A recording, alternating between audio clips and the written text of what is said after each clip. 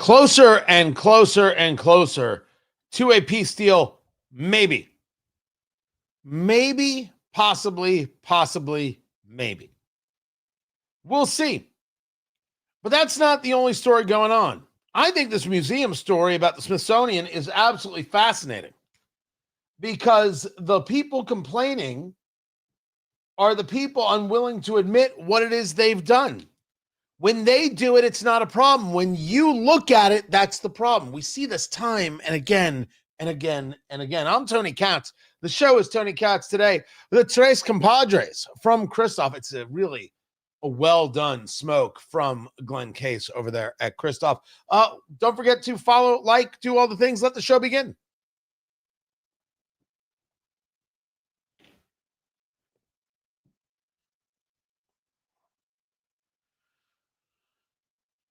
One step closer to peace?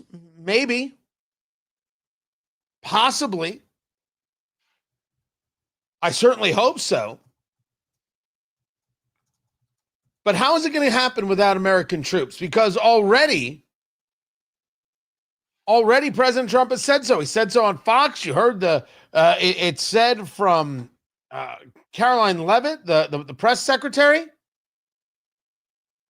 So no American troops involved in trying to create a peace deal between Russia and Ukraine. Meanwhile, Russia launching a major bombing attack very, very close to the NATO border. It was Romanian's Ministry of Defense pushing out two German aircraft stationed at this Romanian base as part of NATO's enhanced air policing mission. They were there to monitor the situation. So Putin is saying all the right things, but doing exactly what he does, which is lying. So does anybody believe that a deal can be made? Or do you at least try to make the deal before the next step? Did I say hello? Tony Katz Today. Good to be with you. 833 got Tony, 833-468-8669, 833 got Tony. Streaming live, YouTube, Twitter, X, Facebook, Facebook Tony Katz Radio, Twitter X Tony Katz, YouTube Tony Katz. Join the chat. Say hello. Happy to talk to you. I am only hopeful that President Trump doesn't have to be somebody who goes back on this regarding American troops on the ground in creating some kind of peace deal, in creating some kind of lasting peace. Because certainly is that in order for there to be any lasting peace, there's going to have to be some type of mission. I am not arguing in favor of American troops on the ground. I want to make sure I'm perfectly clear there. I am saying that if you think this is going to happen without some level of security forces, well, that's just not possible. Of course, there's going to be some level of security guarantees going on. This is happening. There's a clear path to the Europeans doing this because it is in their best interest to do so. It is they who are the ones who have to figure out how they stay secure. And Ukraine as a buffer from Poland and other places is the way to do it. It's the only way to do it. So you keep Ukraine there and you want them to be victorious. You put in that either that NATO mission or something else, something from just the European powers. You have it supported by American hardware, where Ukraine has already said they'll buy $100 billion worth of our goods. NATO is already buying American power, meaning our military power, and that's the deal.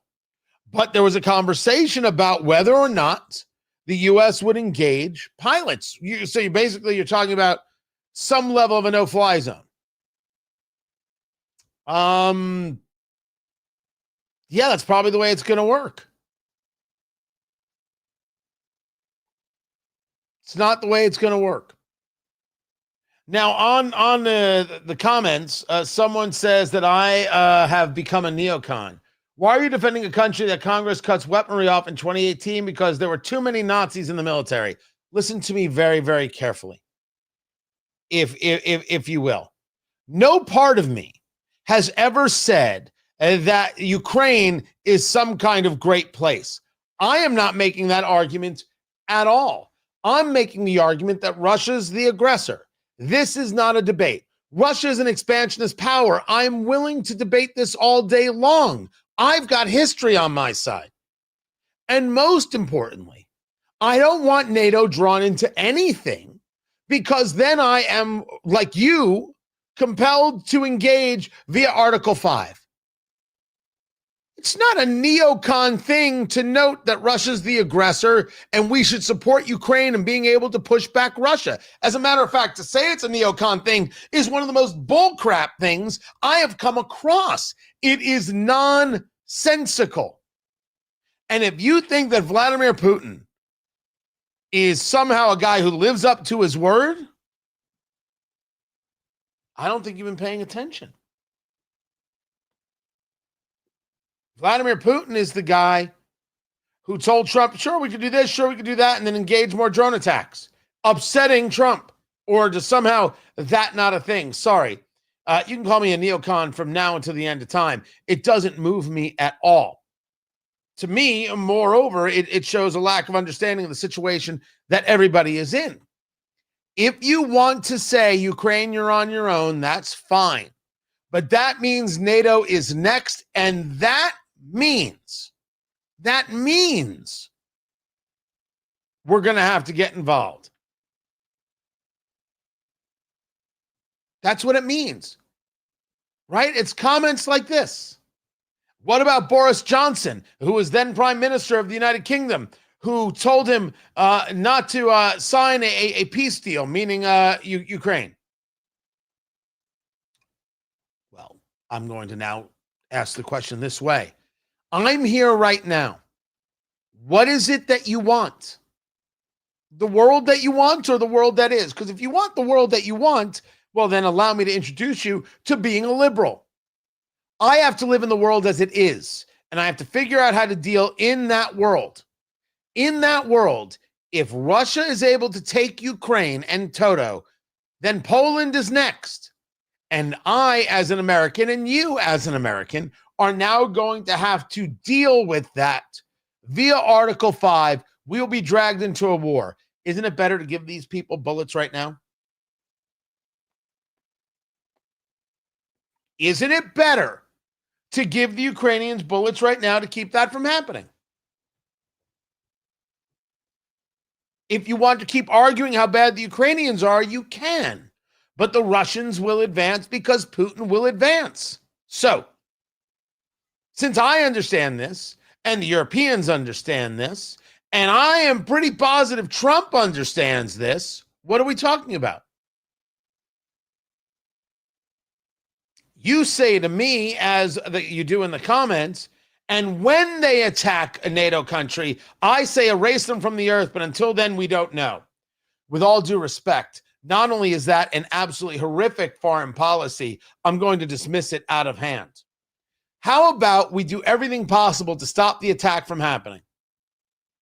How about we engage a concept that has well worked for us called deterrence? You think that that's all about being a neocon. I think that's about safety. And if you can engage deterrence with somebody else's blood and treasure, can I ask what your problem is? This is Trump's entire methodology. Spelling it out for you. I'm countering the pseudo-intellectual neocon argument. Now, I believe it's pseudo-intellectual, although I think you come to me in good faith, and I appreciate that. I should be more polite to you, the people who make this argument. I'm countering it with Trump's own concepts. It costs us nothing. We make money, and we're doing the right thing, engaging in protection, because it keeps us from having to be involved in a war. Can I ask what the problem is? I don't see it. As a matter of fact, I think the people who were opposed to sending Ukraine guns and bullets and weaponry were always on the wrong side. And we're not on a conservative side. Not once, not ever. I don't care if it's Steve Bannon. I don't care if it's Marjorie Taylor Greene. I don't care who it was. If I saw Steve today, I would talk to him today. We disagree about some things. We move on with our day. I don't know. Maybe go get a steak. If I saw Marjorie Taylor Greene today, I would laugh in her face and walk away. Not interested. Thank you very much. This is what Trump is setting to do. Now, we've discussed what it is that Russia could get out of a potential peace deal. And what Russia would get out of a potential peace deal is the ability to sell oil.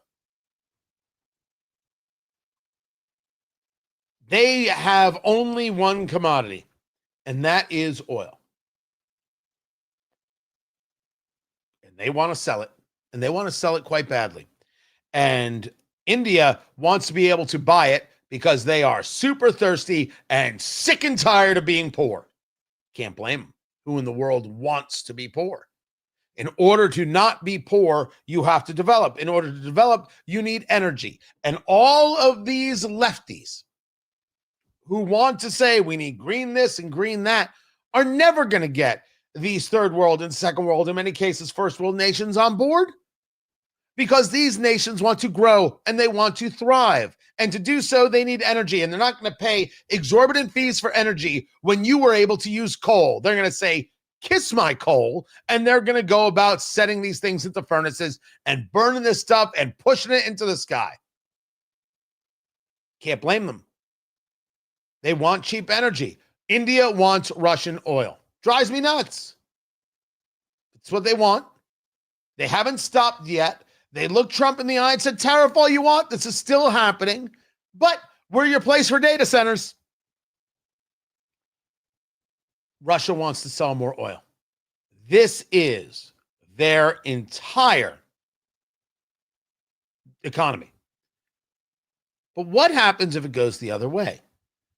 If Putin crosses Trump and no deal is made and is engaging in more of a war footing? According to Senator Lindsey Graham, you have got President Trump set to crush the Russian economy if Putin avoids talks with Zelenskyy. So the possibility of this trilateral meeting, if he doesn't show up, well, here's what happens. It would seem to me that in order to make that work, what you would need to do is get Modi in the room. Wouldn't that make sense to everybody, the Prime Minister of India? If this is a really linchpin kind of place, you would get him in the room to get Putin to recognize the financial opportunity being lost if he doesn't just take 42% of the land, sell oil, and shut up.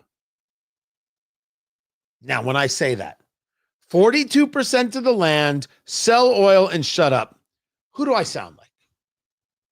That's what I thought. That's what I thought. So what does Graham know? What does Graham believe? What basis for his arguments? Well, I leave that to others. But the carrot is you get to make money, Russia.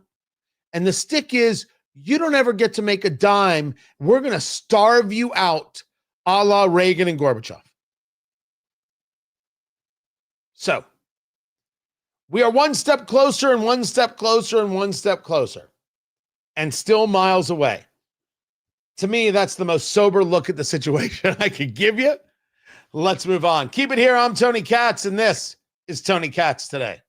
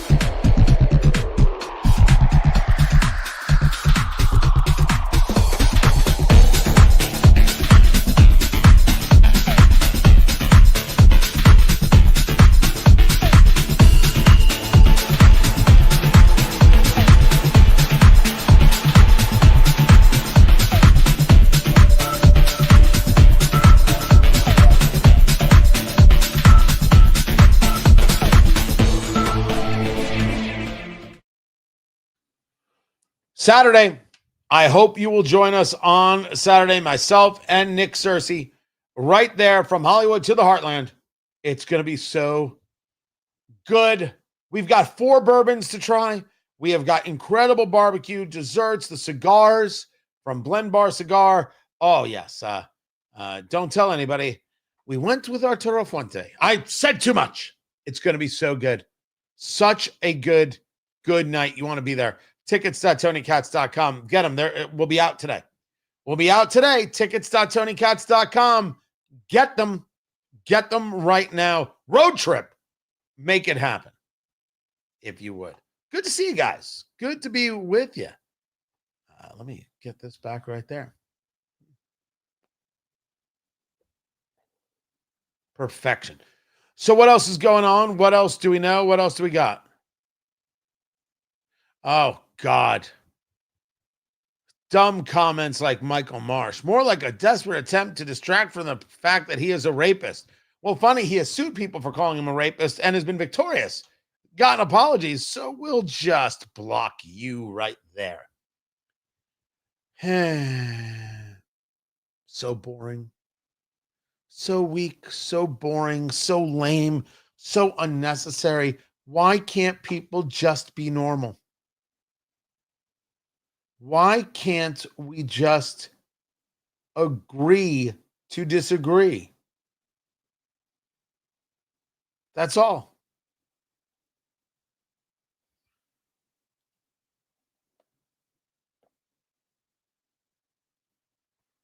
Too much. Too nuts. And so we will. Mom having connection issues. Gosh, I hope not. Hope not. Yeah, would you? Thanks. Let's get back to the show.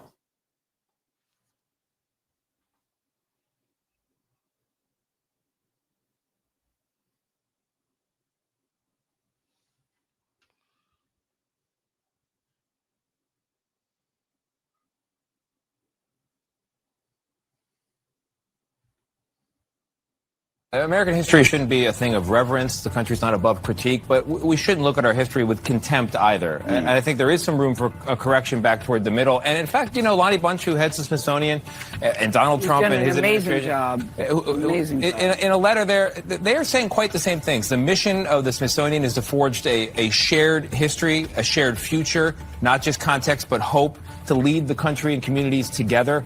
That's essentially the same language that Donald Trump is offering here. And I do think there's room to say, in American history, what you are describing, that process of a journey toward greatness is very real. And we all have something to be incredibly proud of. And you talk about overseas. I think the world and its people, if you ask someone, is the world and its people better off because of the existence of America and its people? To me, the answer is unquestionably yes. That happened on CBS. Gayle King must have been horrified. It's Tony Dokapol. And this story about the Smithsonian, and oh my gosh, they're trying to whitewash the Smithsonian and they're trying to rewrite history. Well, that's what's been happening. What's been going on is the rewrites of history, is the hatred of self. And this is about saying what you've been doing is wrong. I'm all in favor of that. Tony Katz today. Good to be with you. Find everything at TonyKatz.com. The argument is, look at what it is that the Trump administration is doing. They're trying to erase history.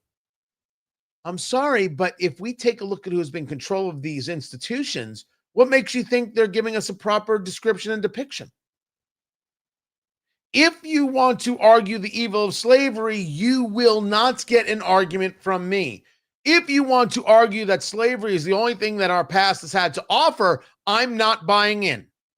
We should be teaching the good, the great, the bad, and the ugly. We should be studying it, remembering it, and going forward. Yes, we had slavery. And yes, half the country had slavery. And yes, we fought a war where brother killed brother to end slavery. And yes, the Democratic Party was the party of slavery. What? No, what? Is that wrong? Somebody out there want to still talk about the great Dixiecrat switch or whatever nonsense you're talking about? Try and be a Democrat today and disagree with the Democratic Party. We'll see what happens when you try and leave the plantation. But you have a Smithsonian that has not focused on history. It is focused on wokeness. And by the way, this is true of multiple museums, multiple organizations. Of course, this has been the case. Art museums that don't actually focus on art. Oh, there are too many classics here. Too much representation from white Christians. Is it art or not?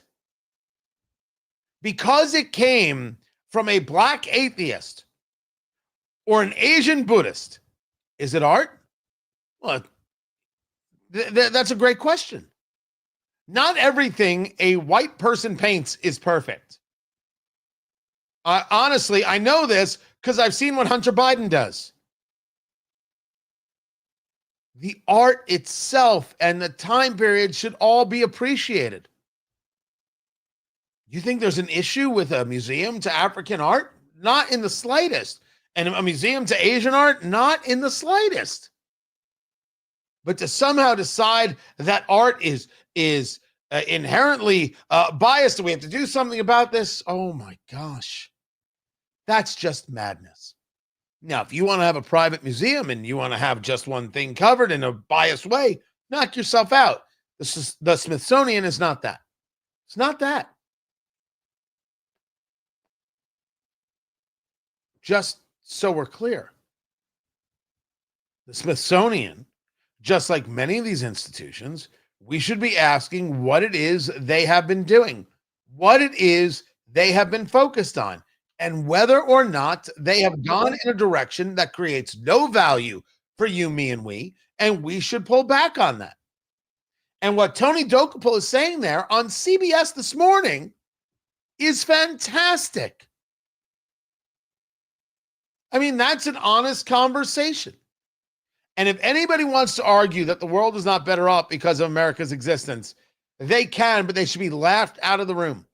And they should not be allowed any political positions. Don't vote for those people. The hatred of America is what has to end. The honesty about America is good. The hatred is not. And we should push back against the hatred because those people are wrong and they should lose. I'm Tony Katz. This is Tony Katz Today.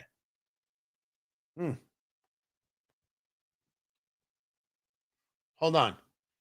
You said Abraham, Clay. Abraham wanted to end slavery because of economics, not because he hated slavery. I'm not sure to what it is you are referring. And if you would tell me, I would appreciate it. Let's tell the full truth. Okay. Yeah, I'll be sure to start that. I don't know, however many years ago I started in radio. We do the full truth here.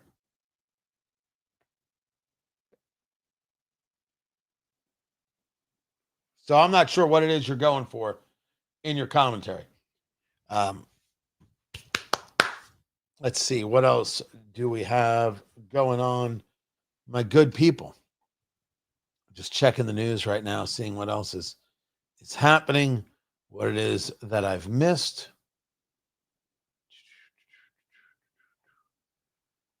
I've got Ana Navarro being just as nutty as ever. Let me see if that kind of tickles the fancy. I have got Hamas accepting a deal, and I've got Israel rejecting a deal. And of course, I have MSNBC. Similar to the call to the second of the past. And this fight feel different, and is it different? They are admitting I think that Gavin Newsom is a racist. That's very, very important to me, and I'm glad that they're doing it. So I will get to that. Let me see what else is going on. If you've got some good stories, let me know. Anything you want me to cover? I'm totally in. Texas is voting on their congressional map. I'll get to that. Another cry of racism on that subject, as I just said. And oh, did you see this story from Marcus Lemonis? We're not opening any more Bed Bath and Beyonds in California. That place is impossible. I've got that story as well.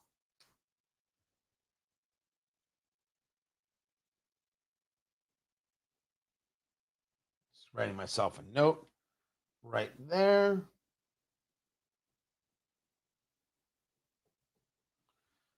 Beautiful. Love it, my dear people. Let me get to this. Get to this.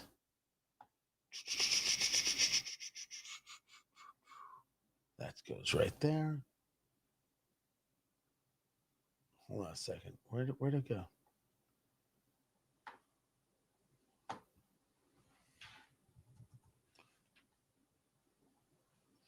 Yes. Gotcha. Coming back in a minute. Let's producer Landon letting us know we're back in a minute. I'm not sure, Clay and Deborah, what you guys are arguing about. I'm really not. I'm not sure of what it is. Could we have something we don't argue about? Give me one topic that we all agree on in the comments right now. One topic we all agree on. I want to see what it is.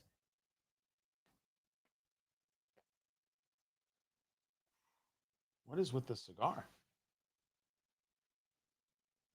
Oh man, it's running hot. We'll let that cool down for a little bit. So sometimes when a cigar runs too hot, it'll get plugged up. And if it's too hot, you will get this kind of ammonia taste. And you just gotta let it sit. You gotta let it just relax. It could be a humidification issue. It could be you're smoking improperly. And certainly when I'm doing the show, I'm not smoking at a regular pace, which is important for a cigar. So that can happen. So just relax. Be patient, boo. It's gonna be all right. All right, let's go.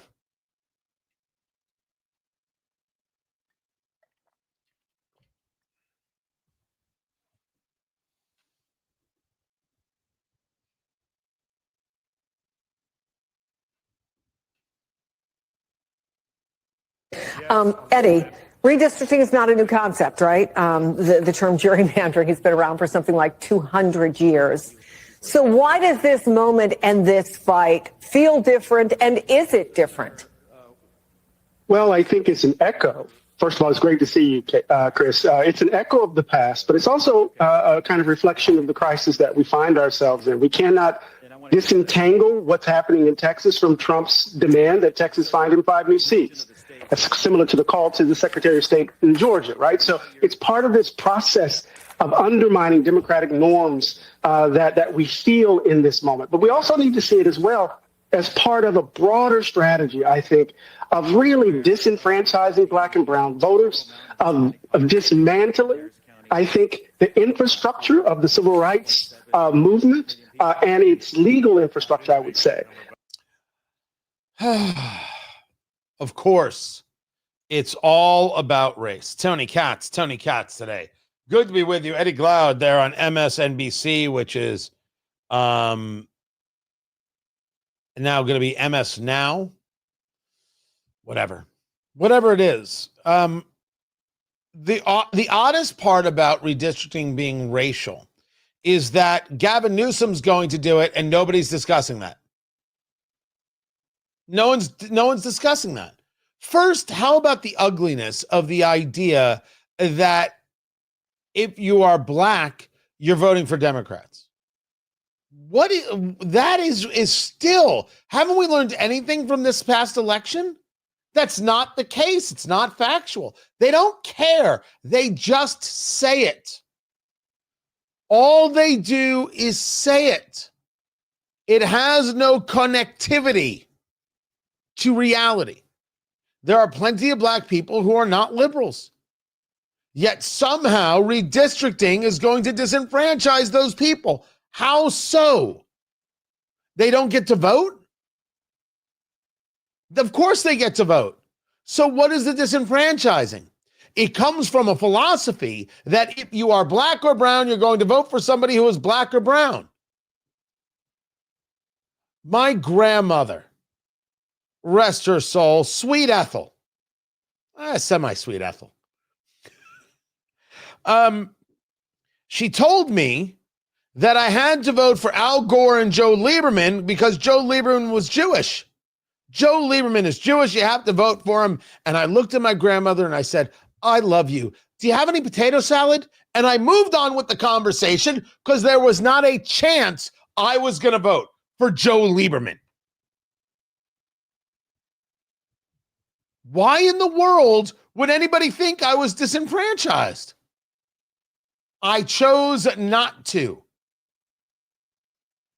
I still voted. Why is there this belief? There's this philosophy that because X, characteristic X, you're going to do Y. That's the bigotry. That's what Eddie Glaude is engaged in here.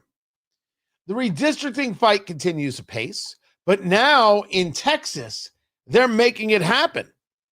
In Texas right now, they're having the conversation.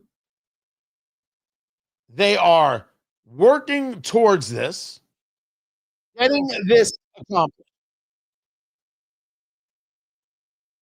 I assume that it will pass today. As you and your third-party organizations hire lawyers, you give them an objective, which is, can you increase political performance? The law firm goes out to their own office, drafts, provides you a product, you discuss with them. If you agree, you present that particular draft. Boring as heck. But they're going through the process, going through the redistricting. I think it fascinating to discuss the redistricting is indeed racist, because I'm thrilled to hear MSNBC refer to Gavin Newsom as a racist, as a bigot, as trying to disenfranchise voters of color, which clearly must be the case if redistricting is de facto disenfranchising voters of color. That's what Gavin Newsom has advocated for. Did you see Gavin Newsom trying to go full Donald Trump? Oh, it is special. It is a special. He puts out the post, this story here from National Review. Donald Taco Trump, as many call him, and it's all in caps, it's all in capital letters, as many call him, missed the deadline. California will now draw new, more beautiful maps. They will be historic as they will end the Trump presidency. Dems take back the House. Big press conference this week with powerful Dems and Gavin Newsom, your favorite governor. That will be devastating for MAGA. Thank you for your attention to this matter. What? What is this? What possibly is this? Was this supposed to turn people on? Was this supposed to work? Was this supposed to work? Yes or no? What is this supposed to do? Democrats now united? Oh yeah, we're getting at Trump. We'll show him. Now, for the people who don't understand the fight about redistricting, and certainly where I come from, here's this comment from Clay. Why, when Trump said he needed 5 seats, Texas governor starts to redistrict? Let's make it make sense. Absolutely. The president could very well have said, we've got an issue here.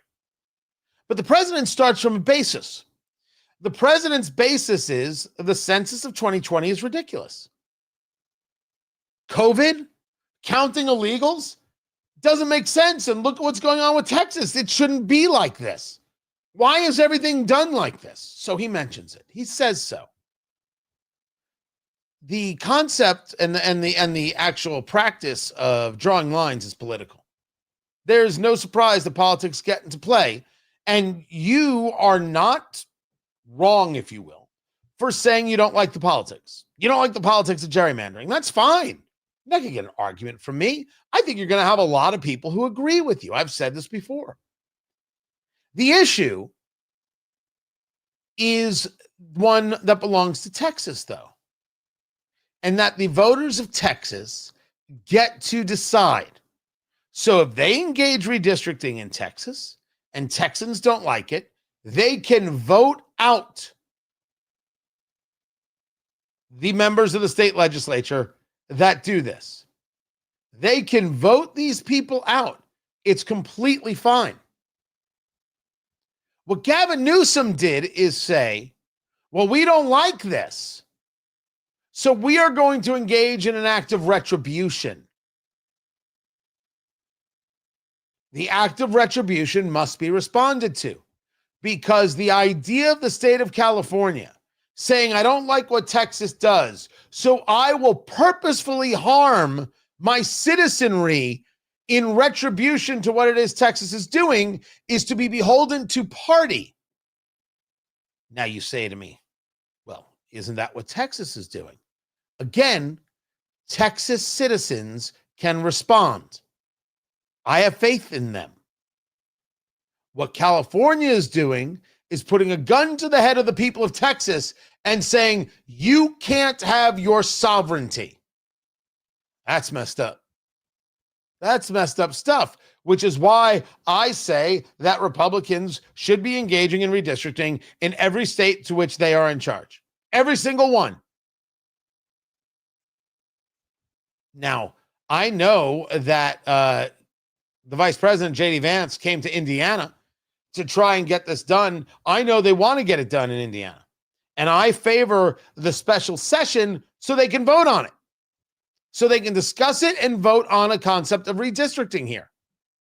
I think there are other states where maybe they could have started, whatever the case may be.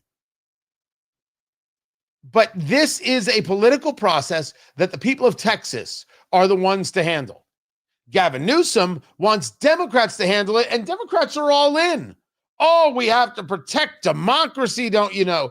And the only way to protect democracy is to take all of these states and turn them into, get rid of all the Republicans running. This is what they have said.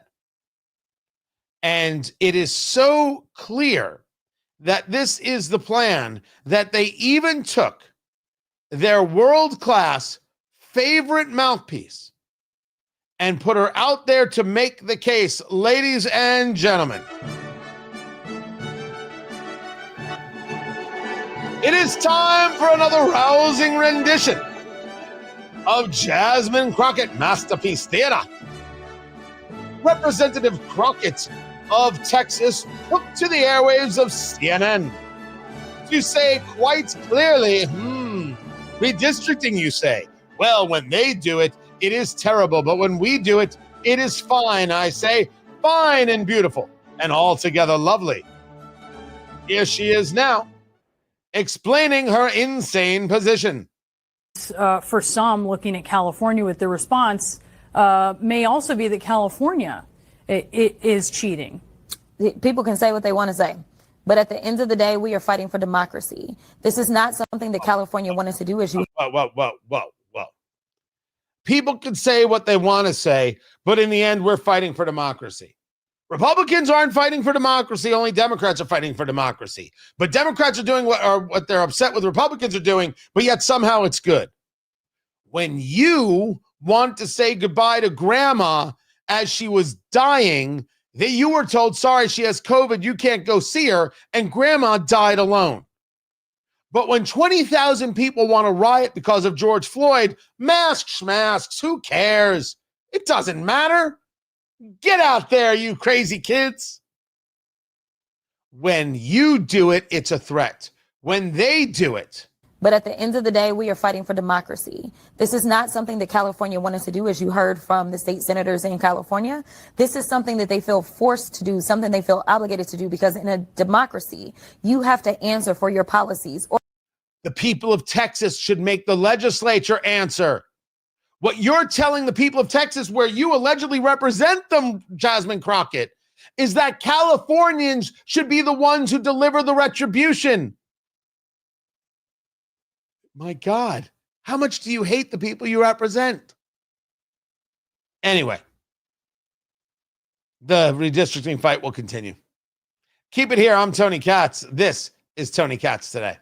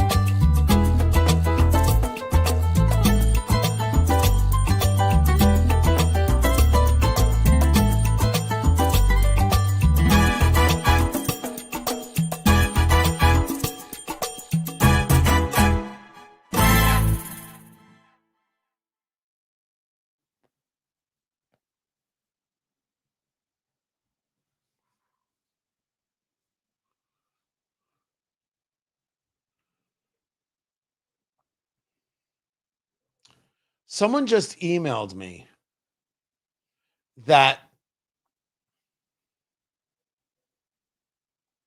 Republicans are running scared. What the?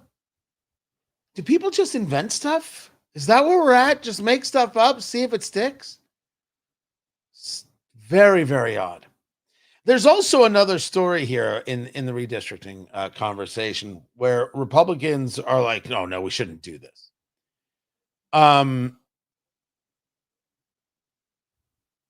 It's as if they don't know what it means to fight. What is your plan? Is your plan to win or not? Everything that Texas is doing, you might not like it, but is within the law. And the people there can make the decision on what to do next. But good Lord, the idea that the Republicans are talking about this in places. When you said you wanted a fighter, what did you think it looked like? How did you think it was going to come together? And why are these Republicans all talking about, look how tough we are? Trump's being so tough. But when it comes for them to actually have to be someone to stand up, they're like, well, I don't know. I don't know if we meant that. You have to fart. You have to fight smart. See what I did there? That's going to get used as a meme. You have to fight smart. I am also looking forward to the show Saturday night, Anthony. Tickets.tonykatz.com. It's going to be so good. It's going to be so good. I've been putting the finishing touches on my presentation. People will eat and they'll drink and taste the bourbons and everything else. And then I'm going to come out for about 20 minutes or so. Then Nick's going to come out and do like 30 minutes. And then we're going to do a Q&A together and talk about some things. And it's going to be so good. It's going to be so good. Cannot wait. Tickets.tonykatz.com. Tickets.tonykatz.com. Yeah, spectacular. Going to be a good time. I hope you guys show up. Get your tickets. Do it now. Do it immediately, please. Love to see you. Love to see you before we sell out. I would love to see you. How unhinged would the chat become if we were allowed to post GIFs? You can't post a GIF? Oh, you can't. You can't. I'm sorry. That is savage. Interesting post from Joe Pags about leaving Rumble. Really, really interesting. I should get into that and the issue there. So I'll share that story. But let's get back to the show right now.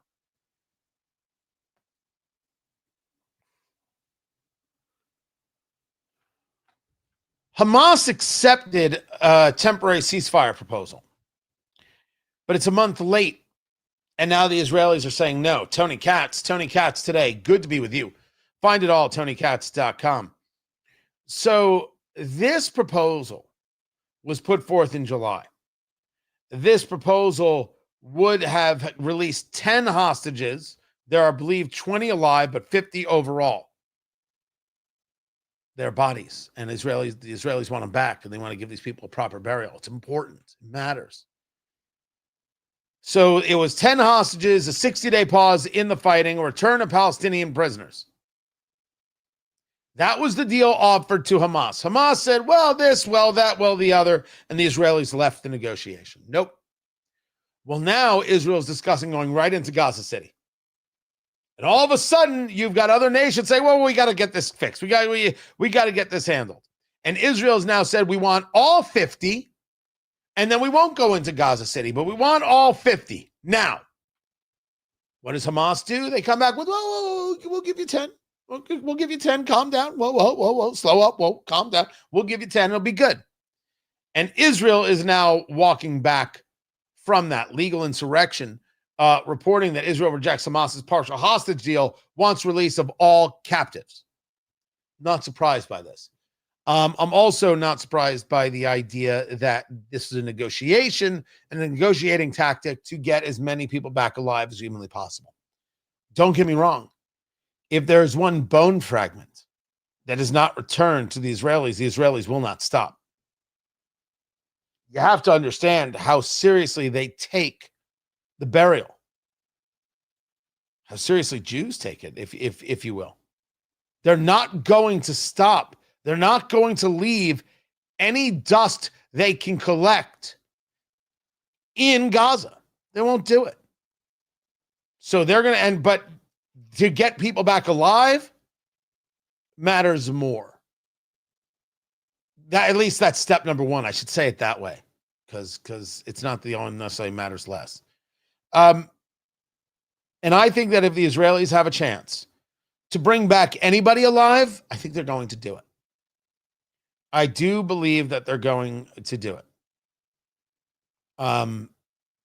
Because while the pressure is on Hamas in a massive way to keep Israel out of Gaza City, to try and bring some relief to the situation, I mean, there's hard pressure. Netanyahu is under pressure from his people. And the pressure is, we want our people back. Get it done. So this is not over yet in terms of this deal. I do think at this stage it is more possible than before that we see a hostage deal happen and a potential ceasefire. Keep it here. This is Tony Katz today. I just think that the videos that you saw of the Israelis in captivity and digging their own graves, that has gotten Israelis nuts. Oh, and they believe in wiping out Hamas till there's nothing left. But they really want these people back. They don't want them suffering like this. They feel it. The Israelis feel it every day. They don't want it. So with that, we're going to take the break, right?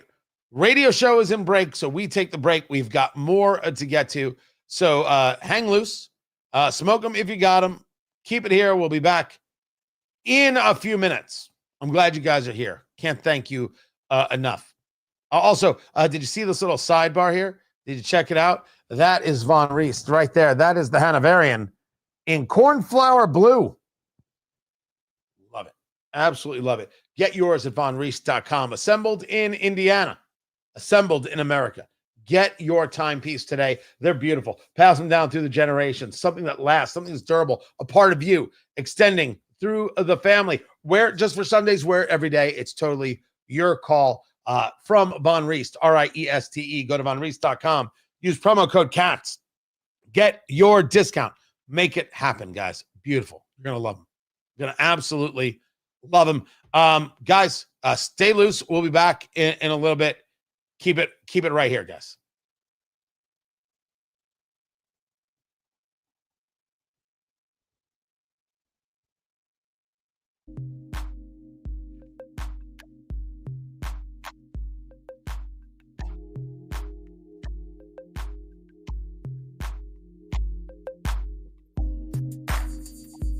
Might be.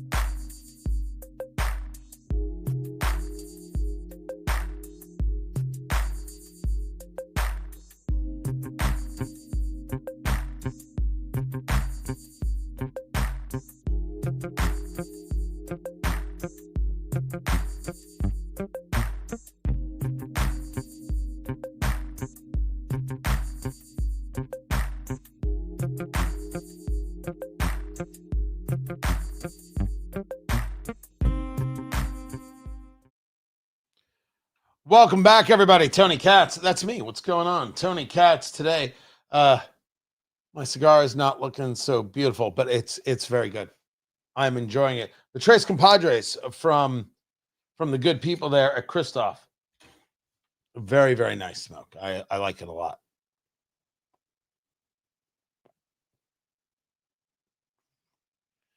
Yeah, I don't know what's causing that little bit of unevenness. Some people get very, very antsy about it, and they're constantly touching up. One of the things that can do is calm the nerves. But what it could do is it can lead to too much heat and lead to some of those other issues. Sometimes these things have a way of working themselves out. Take a breath. It's going to be all right.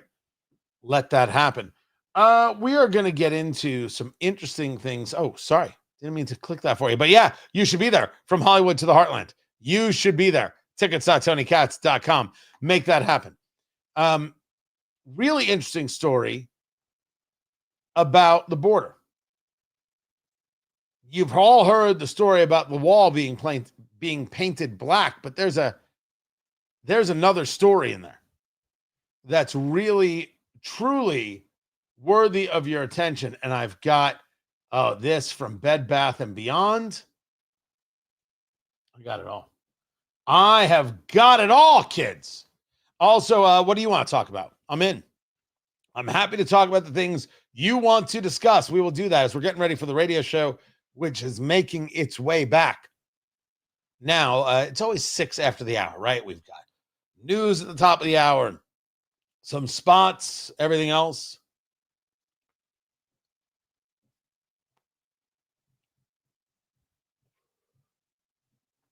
All right. Good, and good. We will get back to it. I'm glad you guys are here. Very appreciative of all the help, all the support of the show as we try and build out on this digital side. Anyway, there's a story that Joe Pags, radio host, announced that he's not going to be doing the show on Rumble anymore. They've made life too difficult. They've made it very difficult to monetize, and they don't seem to be concerned about content creators, just only a select few. And that's been my issues. I want them to be so successful. I want this counter to YouTube, but it's not coming. And YouTube, I will tell you, like every now and then, if I play like a sound clip, they'll say, hey, this is somebody else's content. I can appreciate that, but never for content. I've never been regulated for content on YouTube, nor X. So I think I have found my platforms for sure. Now we just got to make this thing grow 50-fold. Let's get to the show.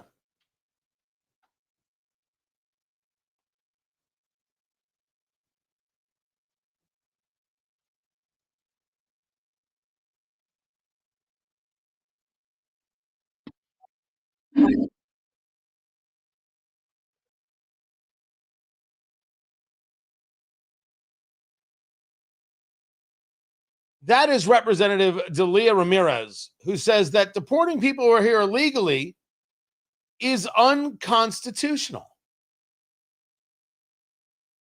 Homeland Security is unconstitutional. It is actually unaccountable, and it's against the law. It is not in any way, shape, or form. That is a congresswoman lying to her constituents and others because she does not believe that we should be getting rid of people who are here illegally, which means she favors illegal immigration, which means she favors breaking the law, which means she's saying there should be no border. At that moment, we don't even have a country. The facts as presented. It's not really deniable. If you want to try, I'm right here. Tony Katz. Tony Katz today. How you doing? How's your mother? 833-GOT-TONY. 833-468-8669. 833-GOT-TONY.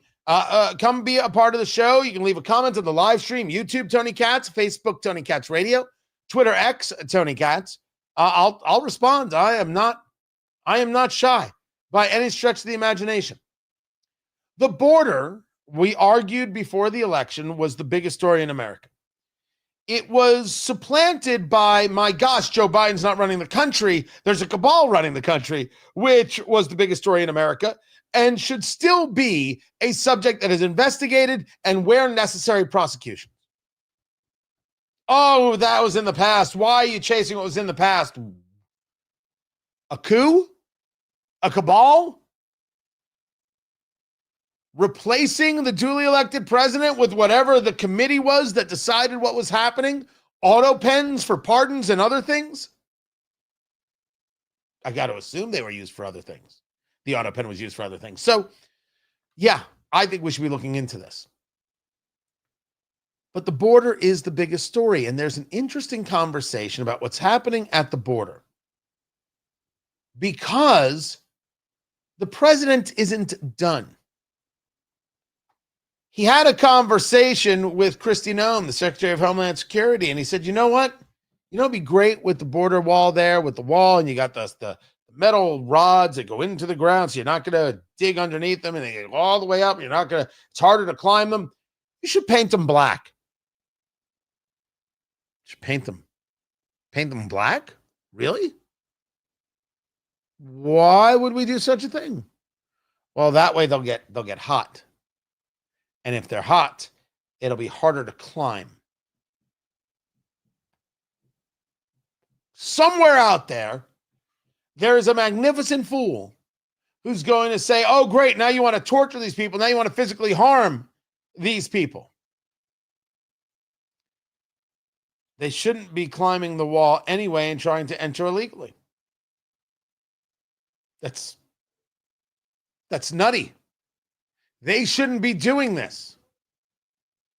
You paint it black, brings in more heat, doesn't reflect the heat, hotter to the touch, less people trying to climb it. It began in Calexico, California. This took place in the first term. And then they said, all right, don't paint, just build. Build as fast as you can. I'm fine with this. And the part that I'm fine with, I don't want to see people get harmed. I don't want to see people coming to the country illegally. I absolutely want to see legal immigration. And I think that it would behoove the Republican Party to say, how are we more incentivizing? No, that's not the right word. Appreciating legal immigrants. We want people who want to be Americans. Of course we do. We want to say welcome and how are you? Enjoy yourself. By the way, there's a way we do things. Do them our way. Thank you very much. Have a nice. Oh no, have your own personality. I'm not saying forget where you came from. Just remember that where you are is better. If you want to discuss your heritage and where you come from and everything else, go right ahead. If you want to celebrate it, go right ahead. If you want to wave your country's flag instead of an American flag, maybe this isn't the place for you. Because if you don't see your country as America, this definitely isn't the place for you. That conversation is the basis of everything. If you're coming to live in America, you want to be an American. And if you don't want to be an American, my gosh, why are you coming to live here? And a step further, why should we want you to live here? The citizens have rights. And I think the citizens should be able to have a very, very large say in, if you're not going to be an American and embrace the American way of life and embrace the flag and embrace the Constitution, embrace our code, I'm sorry, we don't want to be more like you. You need to be more like us. And if you're not willing to be more like us, you know what? There's always Canada. Go. Oh, no, you can't traverse our country to get there. I don't know. You have to go around somehow. But there's Canada for you. Or you can go to Iran and see how that works. North Korea might be having some openings. Check that out. Check out North Korea. Let us know how it goes. Let us know how it goes waving a Palestinian flag in North Korea, Guatemalan flag, pick the flag. Let us know how that goes. Well, we look forward to never hearing from you again, because they're going to kill you. They come here because we're not going to kill them. We're simply better. Just on that basis alone, simply better. But in addition to this thing about the wall, there's an interesting story from the Washington Times. Stephen Dinan reporting. The Department of Homeland Security has announced rules to instruct officers to use migrants' anti-American behavior to block them from upgrading their legal status.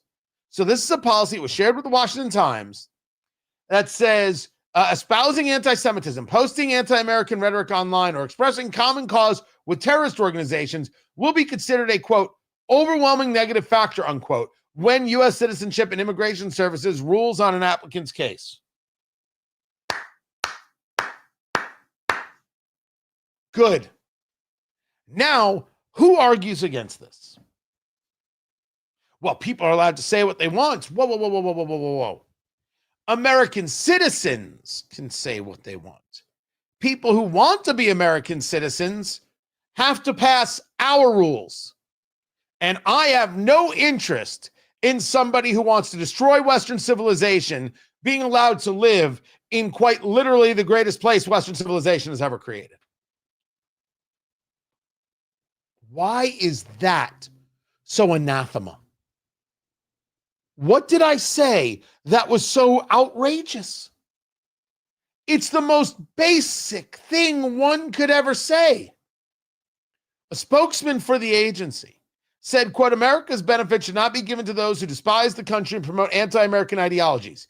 Immigration benefits, including to live and work in the United States, remain a privilege, not a right. Yes, correct. This is a fantastic move. We should not welcome people into the country who hate the country. We should say, you know what? This isn't the place for you. That's all. This isn't really your spot. This isn't really your spot. I would suggest Venezuela. Ask Nicolas Maduro for entry and see how that goes. By the way, Maduro getting angrier and angrier with the United States. So keep an eye on that developing issue. If you don't want to be part of the United States and celebrate the United States and understand the value of the United States, learn our history, the good, the great, the bad, and the ugly. Learn how it is that we work daily to be a more perfect union, a nation of, by, and for the people. Well, then go somewhere else. Go to Saudi Arabia. See how it goes. See how it goes for all those people who are going to engage a march basically to the Rafah gate, and they wanted to free the Palestinians, and they showed up in Egypt, and the Egyptians said, what the bloody heck is all this? And then surrounded these people. They weren't able to engage in protests, took their passports, threw them on buses, and then sent them home. They literally got on their knees, these liberal protesters crying, please, why won't you help us help your brothers? We told you that the rest of the Arab world hates the Palestinians. They never liked these people. They never appreciated these people. They didn't give a damn what happened to these people, but it was a good utilization of the Palestinian as a cause to then go after Israel. And then you know what they learned? This isn't working. And then the Abraham Accords came along. And the next thing you know, it's like, why are we bothering this? Let's just trade with these people. They'll figure out that Palestinian crap later. That's what happened. And the only people who didn't understand what was really going on the ground were liberals. And they were shocked to learn it. You went to Egypt, and Egypt said, we don't want you.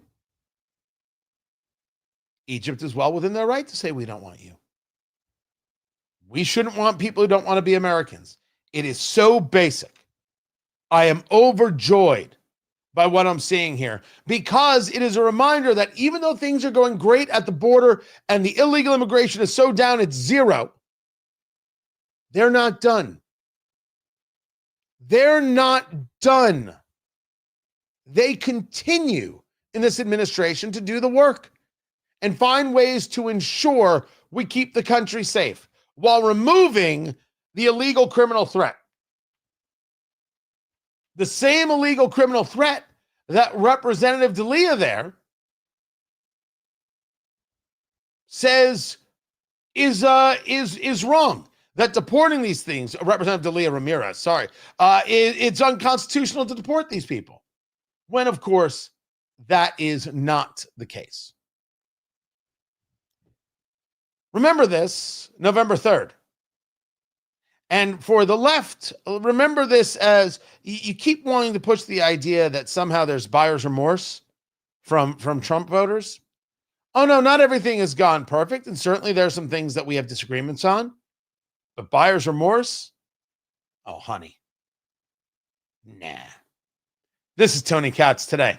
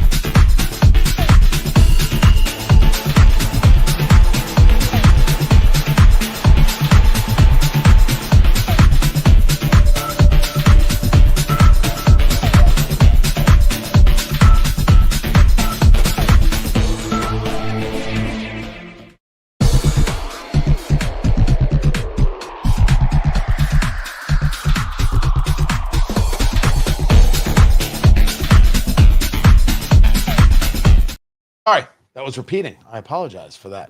Tony Katz today. What is going on? Got some very cool sponsors to bring your way in the coming days, including Defiance Beef. It is a farm in northern Indiana. And if you ever wanted to like order your own cow, have it butchered the way you want, and then just fill your freezers. Yeah, this is coming. DefianceBeef.com. From my cigar and bourbon show, Eat, Drink, Smoke. And if you use the promo code Eat, Drink, Smoke, you get $150 off.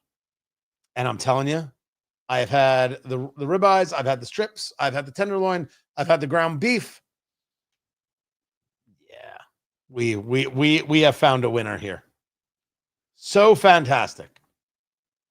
So fantastic. As to be believed. All right. Oh, I've got that and I've got that. Let me hold on a second.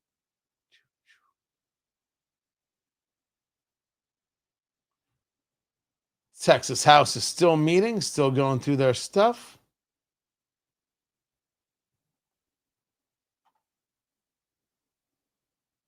There's that.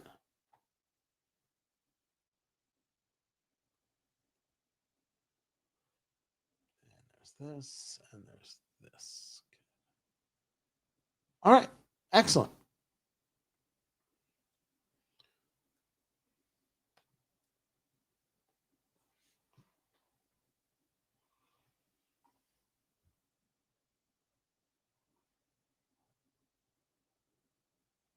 Coming back. Let's go. Let's go. Let's go.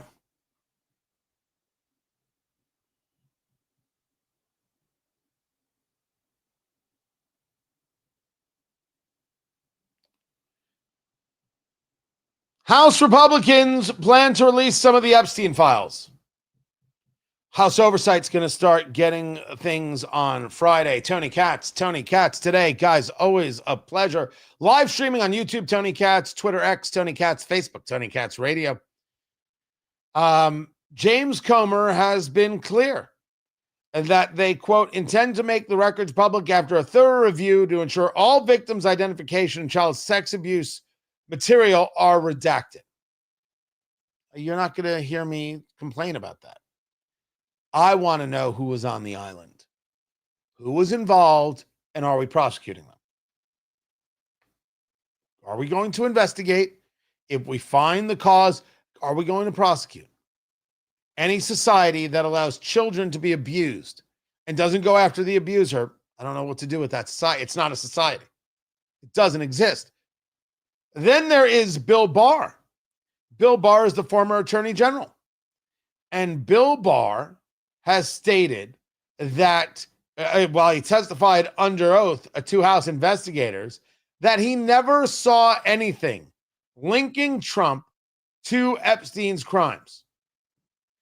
And this, according to Comer, speaking in front of the press as he did, I think I have that right here. Being here today, we're very excited.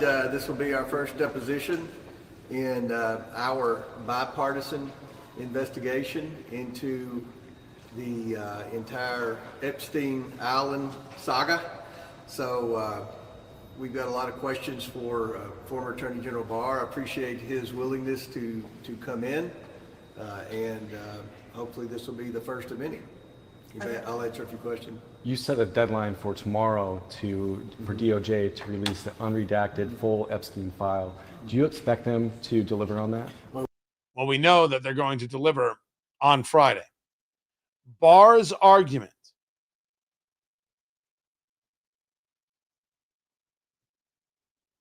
is that he didn't see anything. According to Comer, he said that he had never seen anything that would implicate President Trump in any of this, and that he believed if there had been anything pertaining to President Trump with respect to the Epstein list, he felt that the Biden administration would probably have leaked it out. This is different than whether or not President Trump's name is in the files. Everybody's name is in the files. Jeffrey Epstein had crazy money. Jeffrey Epstein was connected to a lot of people, had parties, was a social guy. People were there. He got out of jail and there was a dinner at his townhouse in New York with Chelsea Handler and George Stephanopoulos. I'm not saying Chelsea Handler nor George Stephanopoulos were involved with the island. How would I know? That's what getting the information about the files is all about. Who was there? Prince Andrew? I want him prosecuted. I don't care who his brother is. If Trump was involved with underage girls on the island, I want him prosecuted. I don't think it happened. But we need to know who. And we need to continue this investigation. So I'm happy to see that there's movement. This is excellent. And I'll say it again. The Trump team handled it wrong. It was a very, very rare miss. Very rare, and a misread of the base. Really a misread of many. Why are we paying attention to Epstein? Why does it matter? It's not a big deal.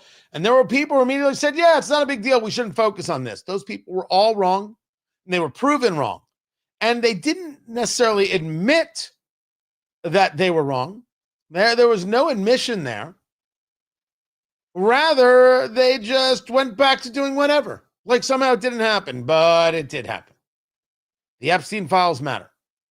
Then there's the story of the Obama Presidential Center. Oh my gosh, this disaster. The people of Chicago who are dealing with this 19-acre monstrosity, and it is. There was a report that the thing is so heavy and built so poorly that it's cracking under its own weight.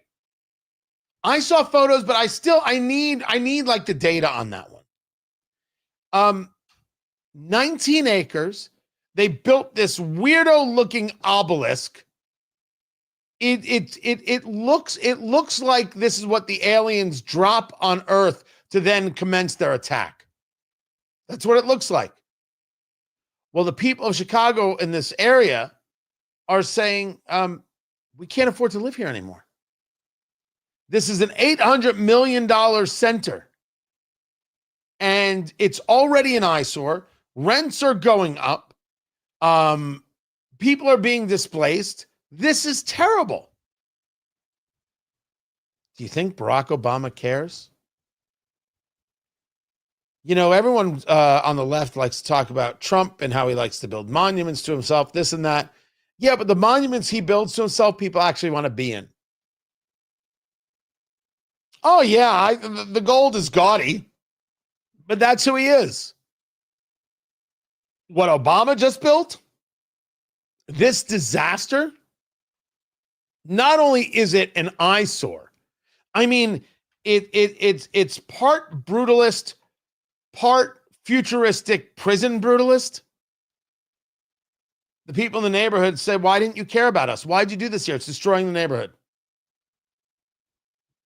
So Barack Obama is destroying cities and skylines and hurting your eyes. That's par for the course, I guess. Keep it here. This is Tony Katz today. Guys, I appreciate you being here. I do. But I'm going to run. It is your last chance to get your tickets. Tickets.tonykatz.com. Myself and actor, producer Nick Searcy from Hollywood to the Heartland this Saturday. Stories about Hollywood, his documentaries that he made about January 6th, the insanity of DC, and why he moved to the Heartland like I did. He's in Kentucky. It's going to be an amazing night with bourbon, with cigars, with barbecue. I've got desserts, a distillery tour. It's happening at West Fork Whiskey in Westfield, Indiana. It's going to be so good. It's going to be so good. Cannot wait to see you there before they sell out today. Tickets.tonykatz.com. Tickets.tonykatz.com. You guys, I appreciate you more than you know. We're growing because of you, and I appreciate it. I will catch you tomorrow. Take care.